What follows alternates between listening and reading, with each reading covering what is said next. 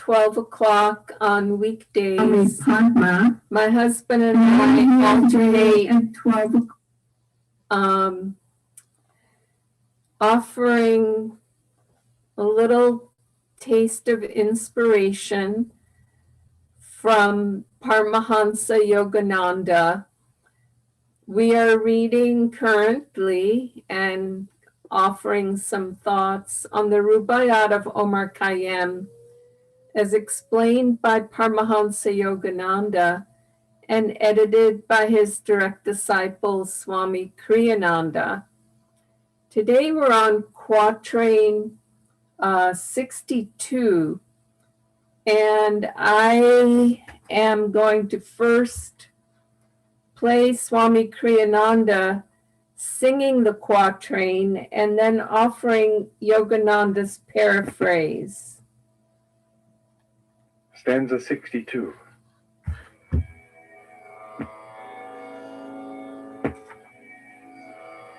Another said, why ne'er the peevish boy would break the bowl from which he drank in joy?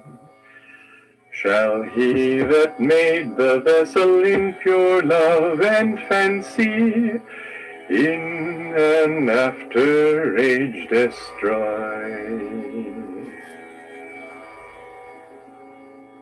Paraphrase. Surely, reflected another truth seeker, no normal human being, however immature, would kill those who have brought him happiness. How could God, who is love itself, feel anger towards us? Would he peevishly destroy the vessel of life which he himself created? In joy he shaped it, delicately, and with divine imagination. From this vessel he drinks our tender feelings of devotion to him. Surely, being all-wise, he can only have created death as he did life, for some good and worthwhile purpose.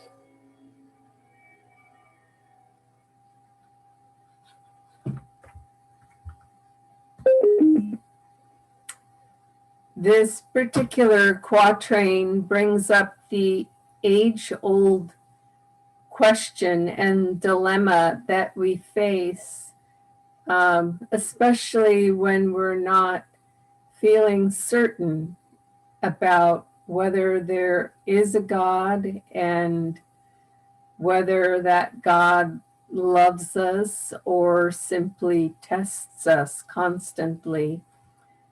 And essentially what he's saying here is, of course, God loves us. I remember a great woman saint in India, Anandamoy Ma, when someone was questioning, dealing with this very question, she said, don't you think the God who created this universe also knows how to run it? And so I'm reminded in this particular quatrain of a story that Swami Kriyananda used to quote from Yogananda, which is that Yogananda describes being invited into a farmer's home. I believe it was near Portland, Oregon. And this man was really frustrated with his son. His son had done some evil deeds, made some very bad mistakes. And he was, trying to think about how to punish this son. And he was talking to Yogananda about it. And Yogananda said to him, he said, well, I have a good idea. He said, he said, do you have an oven? And the man said, yes. And he said, can it be stoked up to be really, really hot? And the man said, yes. And he said, well, why don't we wait for your son to get home tonight behind the door? And then as soon as he walks in, he said, let's cover his head with a blanket and I'll help you bring him to that oven and shove him in to be burned in there. And the man said, are you crazy? Of course I'm not going to do that. Yogananda said, why not? He said, well, ultimately, I love my son. I'm not going to burn him to death. And Yogananda said to him, do you think that a God who, loves his child would love him any less than you love your own son? And so it is that we have this way of putting on to God whatever challenges and questions and issues we have in our own lives, whatever judgments we have of others, and even equally badly, whatever judgments we have of ourselves.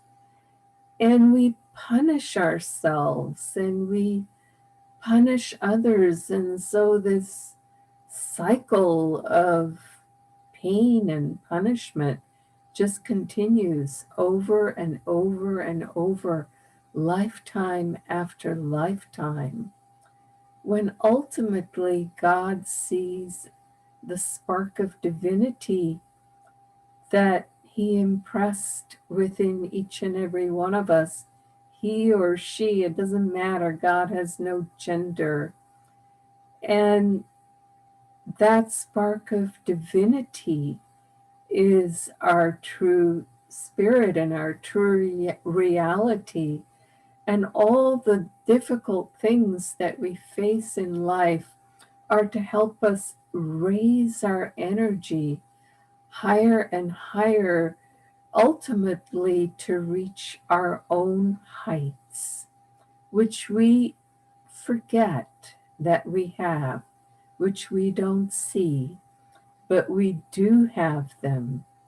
And more as we live in our own center, in our own divine nature, not being self-centered, on the contrary, being aware of the divine self within us and allowing that light to shine. That is all that is trying to happen with these karmic tests that keep coming to us in life. So that's today's Rubaiyat quatrain 62.